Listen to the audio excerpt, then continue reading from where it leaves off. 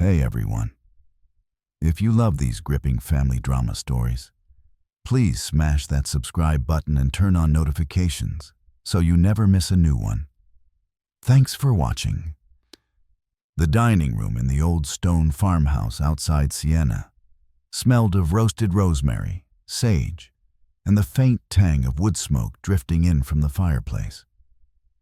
It was the last Sunday before Christmas, December 2025, and the Tuscan hills outside the tall windows were dusted with the first light snow of the season. Inside, the long oak table was set for 14. Plates of peachy al ragu, platters of wild boar salami, bottles of Brunello di Montalcino breathing quietly on the sideboard. I sat at the far end, next to my wife, Sophia, and across from her older sister, Giulia, who had arrived 2 hours late with her new boyfriend, Lorenzo de Angelis. Lorenzo was 38, tall, expensively dressed in a navy cashmere coat he hadn't bothered to remove until the second course. His watch was a Patek Philippe, his cufflinks gold, his teeth blindingly white. He owned 3 tech startups in Milan and a villa on Lake Como. Giulia had met him at a charity gala in Florence 6 months earlier. She kept saying he was the one. The first jab came over the antipasti. "So, Matteo," Lorenzo said, leaning back in his chair, swirling his wine like he was auditioning for a sommelier role. "Sophia tells me you're, a carpenter?" "Cabinet maker," I corrected quietly. "I restore antique furniture, mostly Renaissance and Baroque pieces for private collectors and museums." He raised an eyebrow. "Ah, so you fix old tables for rich people. Charming." Giulia laughed, a nervous, too loud sound, and patted his arm. "Lorenzo, don't."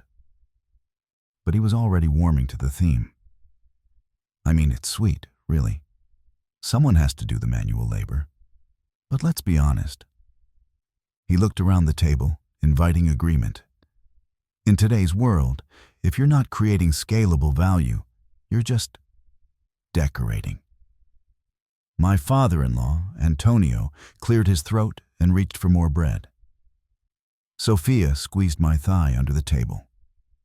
Her mother, Laura, busied herself with the serving spoon. I said nothing. The second jab came during the main course. Giulia was showing photos of Lorenzo's new Maserati on her phone. The table cooed appropriately. "Matteo, you must know cars," Lorenzo said. "You work with wood. Same principle, right? Craftsmanship." "I drive a Fiat Panda," I replied evenly. "It's practical. Gets me to the workshop in 20 minutes. Lorenzo laughed. "A Panda. Classic.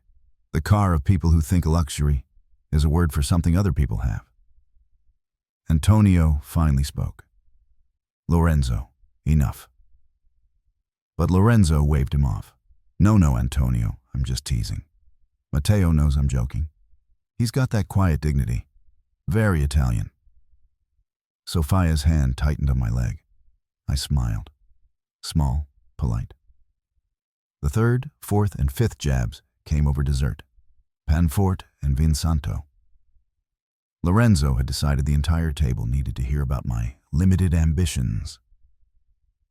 "Giulia told me you turned down a job with a big furniture brand in Milan. 6 figures, benefits, why?" "I like working for myself," I said. "Or maybe you're afraid of the big leagues," he countered. "Some people are comfortable staying small. Nothing wrong with that. Not everyone can handle real success." My mother-in-law's fork paused midair. Sophia whispered, "Matteo, let's go outside for air." I shook my head. "I'm fine." Lorenzo leaned forward, elbows on the table. "Look, I don't mean to offend, but let's call it what it is. You're the brother-in-law who stayed in the village, the one who fixes broken chairs while the rest of us are building empires." The room went quiet. Even Giulia looked uncomfortable now. I set my glass down carefully. Then I stood. Everyone watched me. "I think," I said, voice calm, It's time I told a story. I walked to the sideboard, picked up the old family photo album Laura always kept there for occasions like this, and carried it back to the table. I opened it to a page from 1998. A black and white picture of my workshop. Back when it was just a shed behind my parents' house in the Val d'Orcia. I was 23, shirtless, covered in sawdust, smiling at the camera while I planed a slab of walnut. "This," I said, "is where I started. My father was a stonemason. My mother cleaned houses. No one in my family ever had a degree. But they taught me two things. Work with your hands and never forget who you are." I turned the page. A color photo from 2008. Me and Sophia on our wedding day in the tiny church in Pienza. She was laughing. I was looking at her like she was the only thing in the world that mattered. "Julia was there that day," I continued. "She was 25. She told Sophia I was too simple for her, that she'd get bored, that I'd never be able to give her the life she deserved." Julia's face flushed. "Matteo." I ignored her and turned another page. The day I delivered a restored 17th century credenza to the Uffizi Gallery in Florence. The director shaking my hand. Sophia standing beside me, proud. Lorenzo snorted. "One piece. Cute." I kept going. A private client in London paid me €320,000 for a pair of matching Renaissance Cassoni I'd spent 18 months restoring. The invoice was in the album. Proof. The year I was asked to consult on the restoration of the Medici Chapel furniture for a special exhibition. My name in the catalog. The contract I signed with the Vatican Museums to restore a set of Baroque choir stalls. Confidential at the time, but now public. I closed the album. "Looked up my name lately, Lorenzo?" He blinked. I pulled out my phone and opened the browser. A quick search. Matteo Rossi Restauratore. The first result.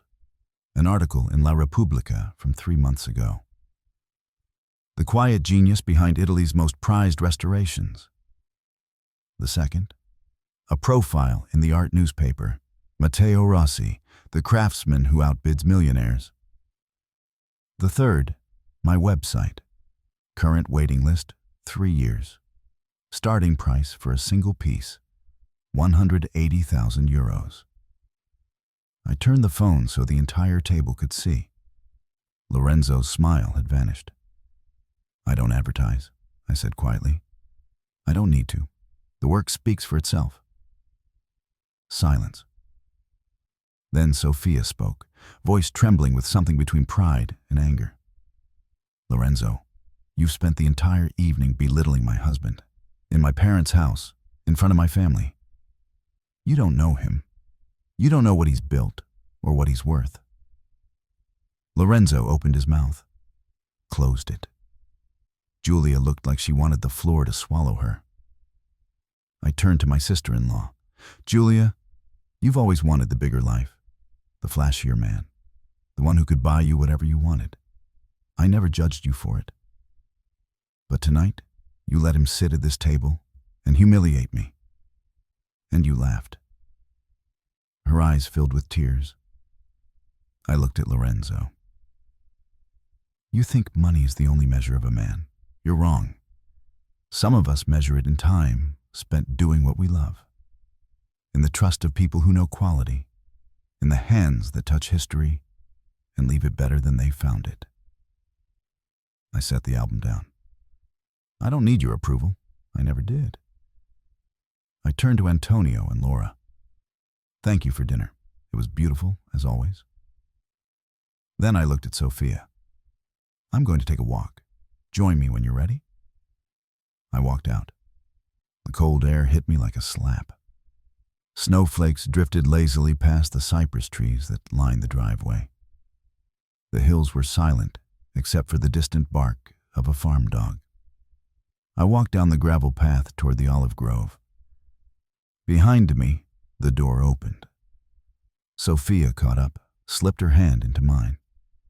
We walked in silence for a long time. Finally, she said, "I'm so proud of you." I squeezed her hand. "And I'm sorry," she added, "for not stopping him sooner." "You don't have to apologize for other people's cruelty." She stopped, turned to face me. "I love you, exactly as you are." I kissed her forehead. "I know." We stood there under the falling snow. Inside the house, voices rose. Julia was crying. Lorenzo was trying to explain himself.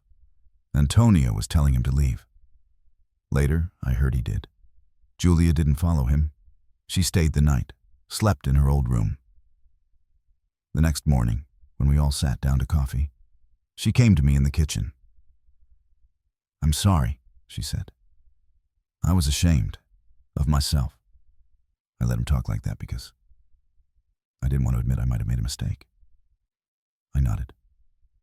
"People change," I said. "Or they don't. That's their choice." She hugged me, awkward, quick. "I've missed you," she whispered. I hugged her back. The revenge wasn't loud. It wasn't cruel. It was simply the truth, laid out plainly on the table. And sometimes, that's the sharpest blade of all.